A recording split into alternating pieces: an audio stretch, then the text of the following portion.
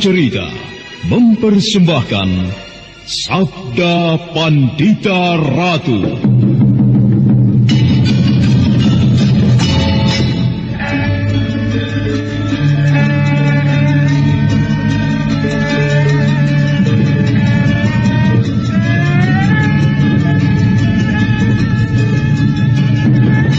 Kureguk anggur Mahadewa, kucicipi madu sabdanya. Bumi ku remas dalam genggamanku, matahari dan rembulan ku telan dalam perutku. Apakah mungkin aku akan menjadi bunga yang bisa kau petik dan kau sunting? Sementara jika layu, akan kau campakkan begitu saja, seperti cermin retak yang tak berharga.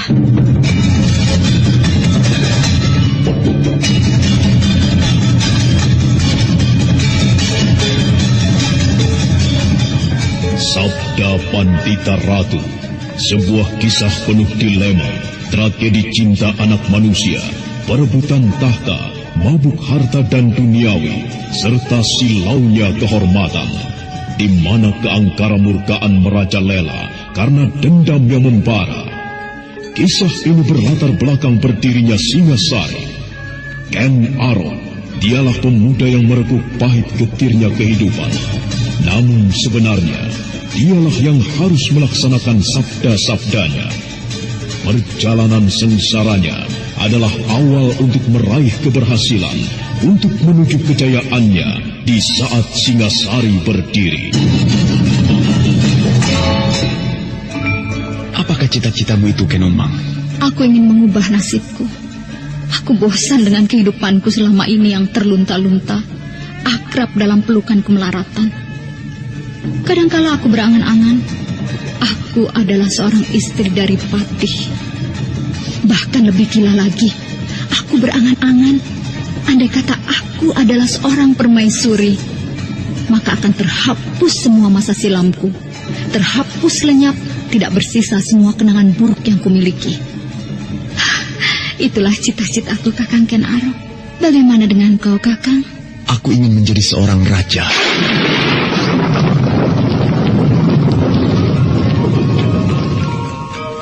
Sabda Pandita Ratu. Naskah ditulis oleh Pondra Swasti Langit, diolah oleh Agung Bahrodi, didukung oleh artis-artis terkemuka Ferry Fadli, Eli Ermawati, M. Abud, Ivone Rose, dan lain-lain. Teknik dan montase Ibing Arifin, dengan sutradara Dian Pertiwi.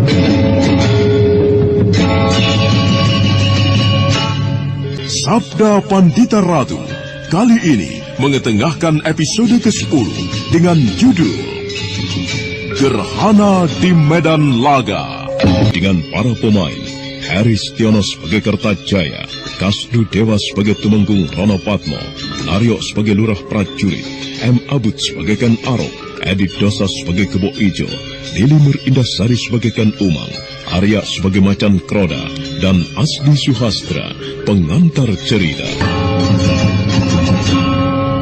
Berapa hari lamanya Ken Arok bersama-sama dengan Kebo Ijo dan Ken Umang menempuh perjalanan menuju sebuah tempat yang sering disebut sebagai pagar gunung di lereng sebuah bukit. Di sanalah Empu Gandring tengah disibukkan oleh pekerjaan besar, ditemani oleh Anjam Piani Kayu Wangi. Sementara itu di suatu pagi ketika matahari bersinar terang benderang, seorang perempuan berjalan dalam keraguan. Dia adalah Pinaka Swasti Ratu. Widoro Kandangan. Wah, telah lama sekali aku meninggalkan tempat ini, dan aku kembali dalam keadaan seperti ini. Masih pantaskah aku kembali ke Widoro Kandangan? Meski sebenarnya akulah orang yang paling berhak mengendalikan perguruan peninggalan ayahku, Galuh Urang. Pinaka Swasti Ratu termangu di bulak panjang. Di depannya terdapat perkampungan yang kecil yang hanya dihuni oleh murid-murid perguruannya. Pinaka Swasti Ratu meraba perutnya. Dia memang merasakan adanya perubahan pada perutnya yang tidak sebagaimana biasanya. Betapa anehnya perjalanan hidup ini yang aku rasakan bagaikan mimpi. Rasanya masih baru kemarin ayah masih berada di perguruan. Rasanya seperti tidak masuk akal bahwa sekarang ayahku Galuh Urang telah tidak ada. Duh, Hyang Batara aku. Mengapa aku harus mengalami hal seperti ini?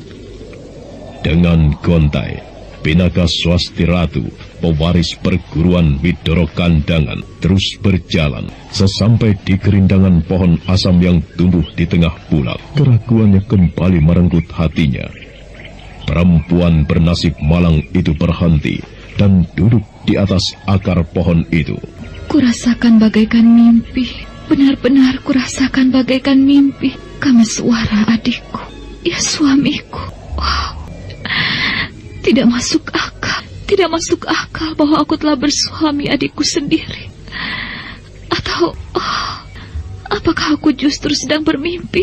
Ya, aku sekarang sedang bermimpi. Jika aku tengah tidur, aku butuh bangun. Namun di mana gerangan pintunya agar aku bisa terbebas dari mimpi yang terasa pedih perih ini?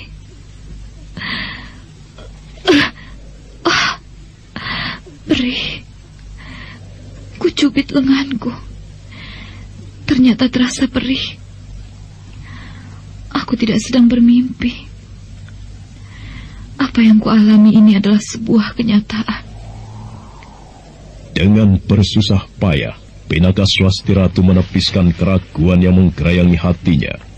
Seperti tidak bertenaga, dia bangkit dan berjalan. Semakin lama langkahnya membawanya semakin dekat dengan tepi perkampungan yang berbatas bulak. Dan ketika memasuki jalan setapak, Pinaka Swasti Ratu berdesir. Dia merasakan sesuatu yang tidak wajar. Sepi sekali. Aneh.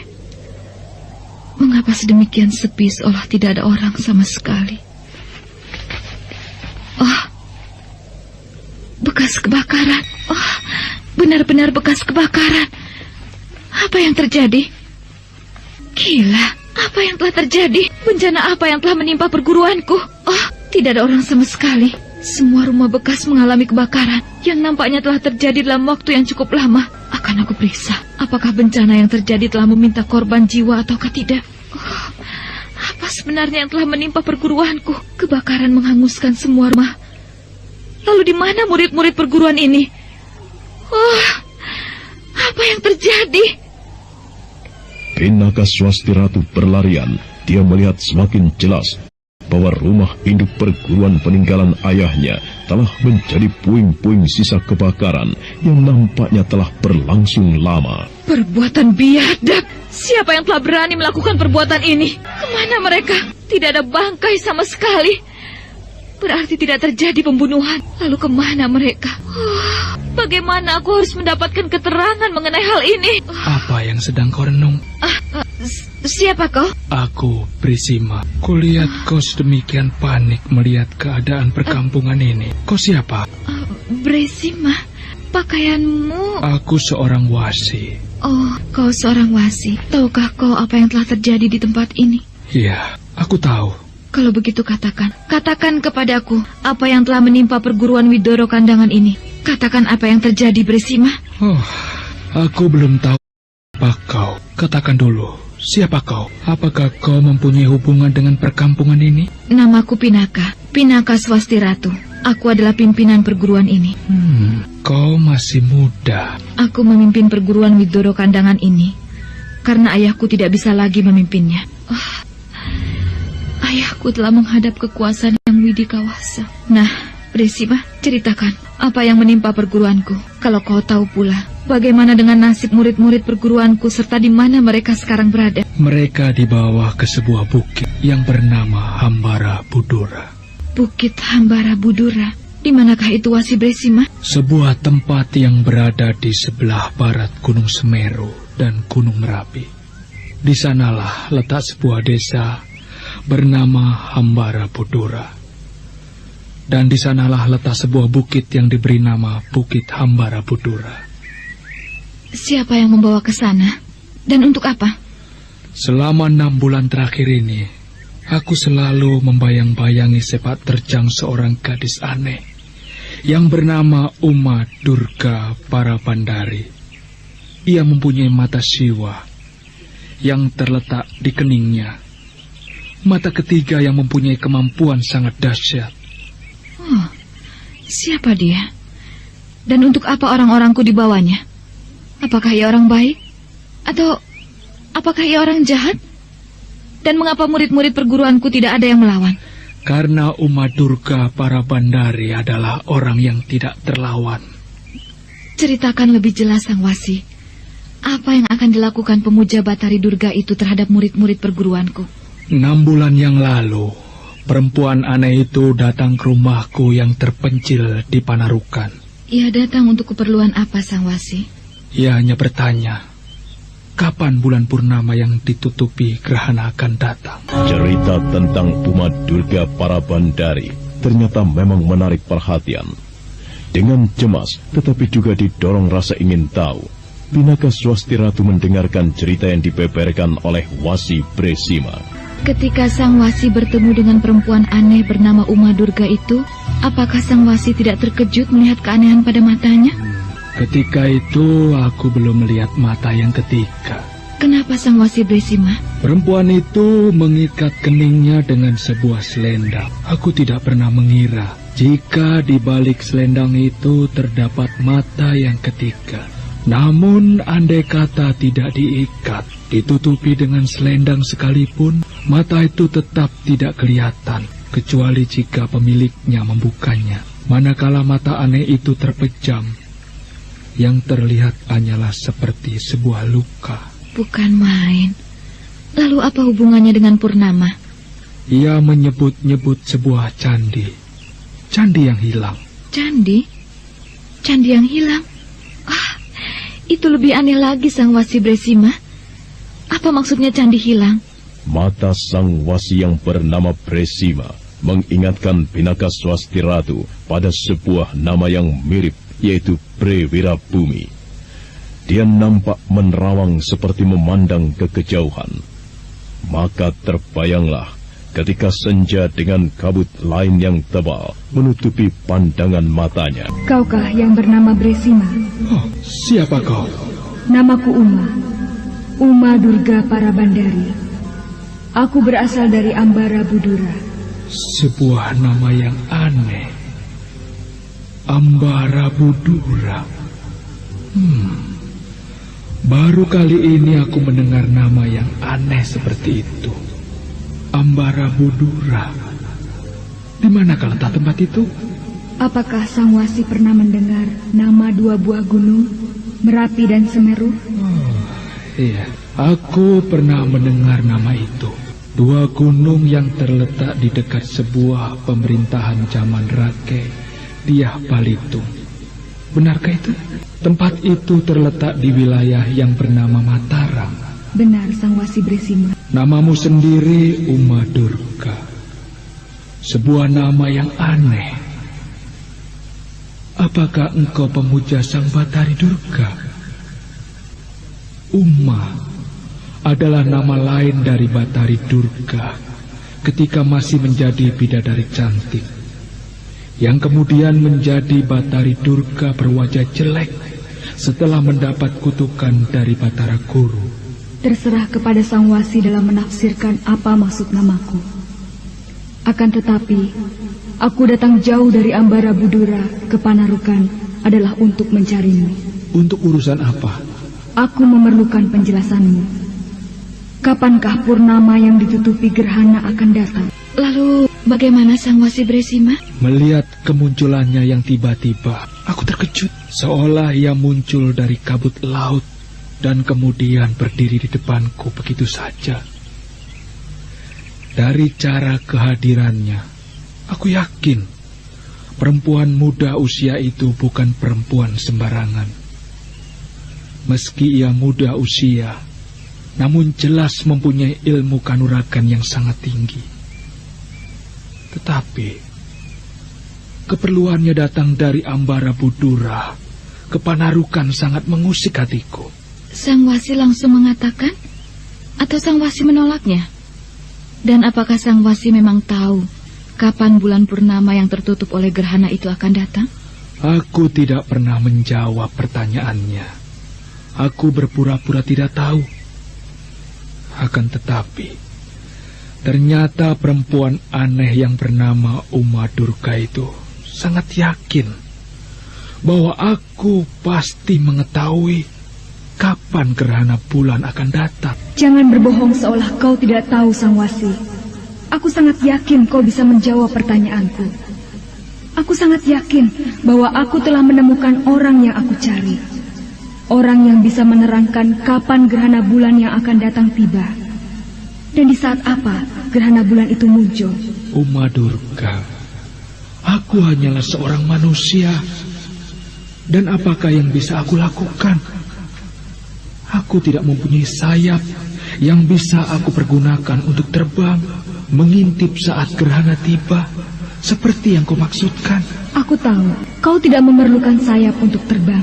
Kau mempunyai perhitungan-perhitungan yang terpahat di dinding kepala. Jangan mengelak, Sangwasi Bresima. Katakanlah.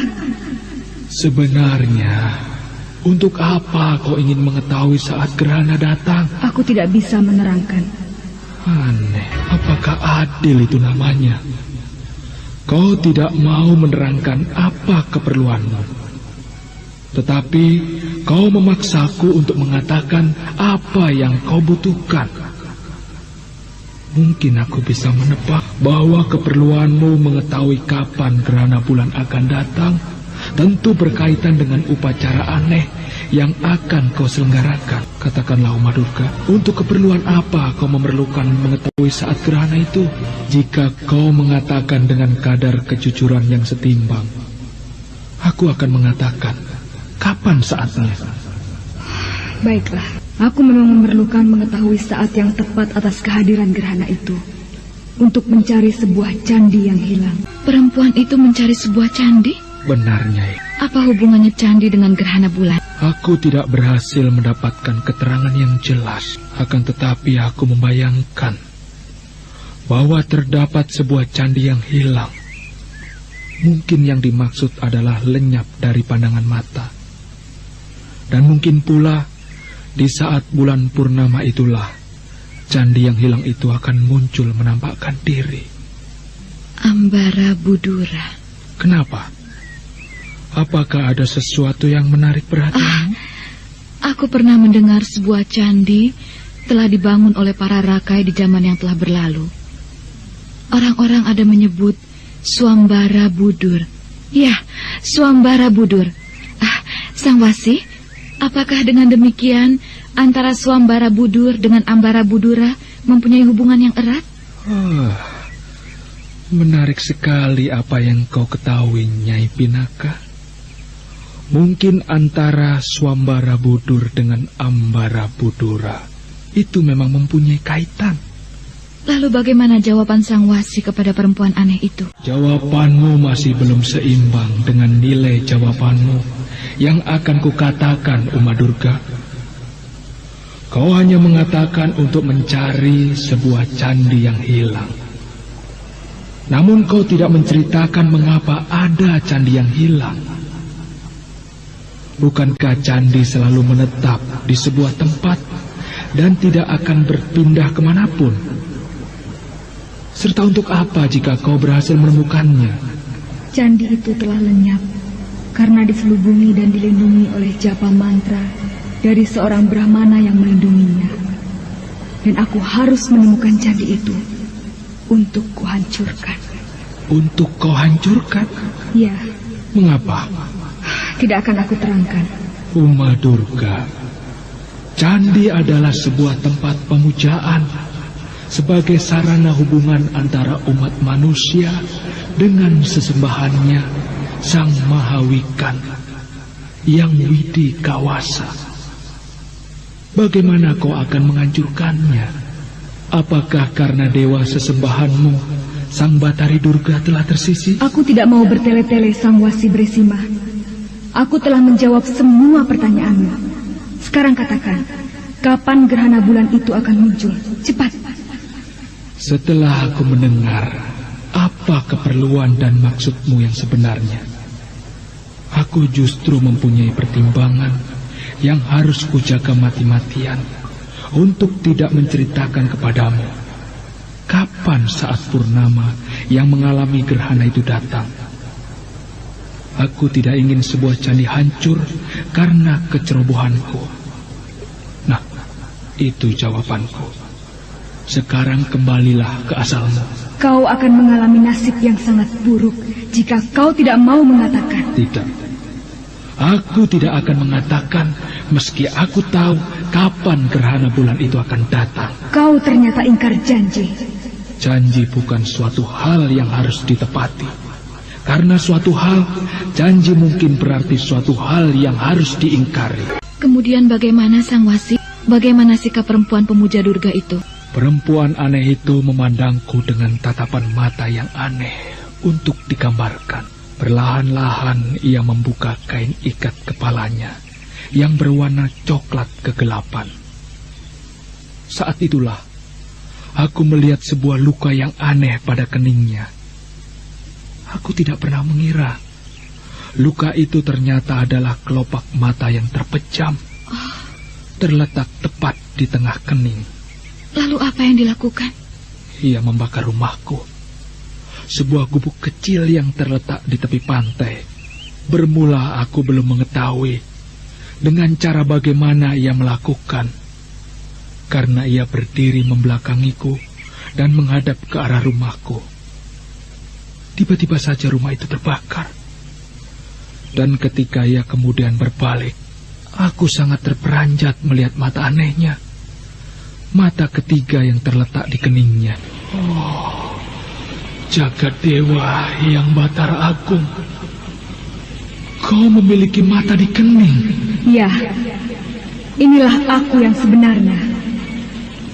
Nah, katakan kepadaku, kapan gerhana itu akan datang? Atau kau akan mengalami nasib yang buruk? Baik, aku akan mengatakan. Cepat katakan, cepat. Ya, 7 bulan purnama lagi adalah gerhana bulan. Itulah yang terjadi, Nyai. Sebuah peristiwa yang jika aku kenang seperti sebuah mimpi. Aku berusaha menganggapnya tidak ada, tetapi aku tidak berhasil. Karena sebenarnya lah peristiwa itu ada. Demikian aku menjawab pertanyaannya. Perempuan bernama Uma Durga itu kembali mengikat kepalanya. Ia berbalik dan tanpa berpamitan kepadaku, ia pergi. Kabut laut kemudian menyebabkan aku tidak bisa melihatnya lagi. Akan tetapi, rasa penasaranku yang tidak tertahankan lagi menyebabkan aku memutuskan untuk pergi meninggalkan Panarukan, melacak jejak orang aneh itu. Menempuh perjalanan ke suatu tempat yang bernama Ambara Budura, atau yang kau sebut dengan nama Swambara Budur. Benar-benar sebuah peristiwa yang aneh dan luar biasa, Sang Wasi Bresima. Kemudian apakah yang Sang Wasi lakukan untuk melacaknya? Rasa penasaranku menyebabkan aku berusaha mencari keterangan. Demikianlah dalam perjalananku, aku bertemu dengan seorang Brahmana yang mempunyai minat yang sama. Brahmana itu bernama Brahmana Brahmacari. Brahmana Brahmacari? Iya, Brahmana Brahmacari. Apakah kau pernah mendengar nama itu, Nyai Pinaka? Aku pernah mendengar nama itu, Sang Wasi. Sebuah nama yang harum. Brahmana Brahmacari adalah seorang Brahmana yang menyerahkan hidupnya untuk sesama. Tetapi, kapan Sang Wasi telah bertemu dengan beliau? Ketika aku menempuh perjalanan untuk membayang-bayangi perempuan aneh yang bernama Uma Durga itu, aku sampai pada suatu tempat yang mengalami kejadian seperti yang menimpa perguruan ini. Di sepanjang perjalanannya, perempuan itu mengumbar angkara. Ketika itulah aku bertemu dengan Brahmana Brahmacari. Orang itu merenungi rumah-rumah yang masih berasap terbakar. Apakah yang telah terjadi, Sang Brahmana? Yang Batara Siwa, dewa penghancur tengah murka, Ia menjelma menjadi seorang perempuan yang memiliki mata di keningnya. Aku Brahmana Brahmacari. Siapakah engkau sang wasi? Dandananmu serta ikal-ikat kepalamu menunjukkan kau seorang wasi. Ya, aku Wasi Prisima, sang Brahmana. Aku berasal dari Panarukan. Aku tengah menempuh perjalanan jauh untuk mengikuti jejak langkah perempuan aneh itu. Sang Brahmana, barangkali sang Brahmana bisa memberikan sebuah obor kepadaku sebagai jawaban atas teka-teki perbuatan perempuan bermata tiga itu.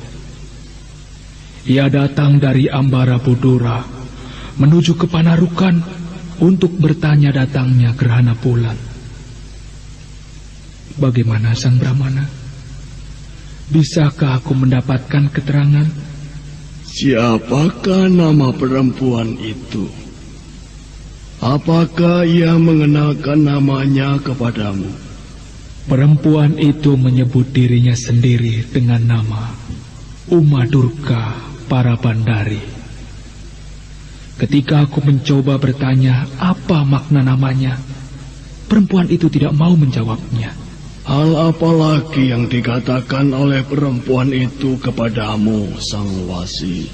Ia menyebut-nyebut akan mencari sebuah candi yang hilang. Pinaka Swasti Ratu terus mendengarkan cerita Wasi Presima. Sementara Wasi Presima terus bercerita sambil mengingat-ingat. Nah, bagaimanakah kisah selanjutnya? Saudara pendengar, untuk mengetahui jawabannya, ikutilah kelanjutan kisah ini dalam seri berikutnya. Sampai jumpa.